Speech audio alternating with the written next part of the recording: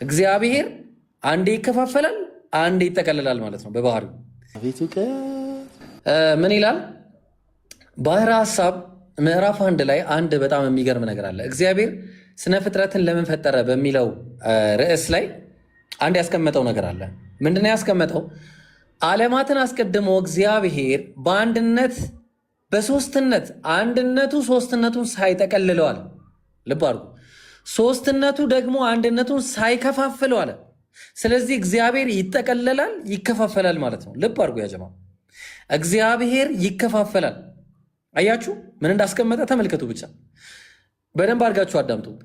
እግዚአብሔር ልብ ዓለማት አስቀድሞ ከእግዚአብሔር በአንድነትና በአንድነት በሶስትነት አንድነቱ ሶስትነቱን ሳይጠቀልለው ሶስትነቱ ደግሞ አንድነቱን ሳይከፋፍለው ሲቀደስ ሲሰለስ ይኖራል አለ። ይከፋፈላል፣ ምን ይደረጋል? እንዲሁም ደግሞ ይጠቀልላል ማለት ነው። እግዚአብሔር በባህሪው ማለት ነው። እግዚአብሔር አንዴ ይከፋፈላል፣ አንዴ ይጠቀልላል ማለት ነው በባህሪው። አንተ እኮ ከእውቀት ነፃ ነህ።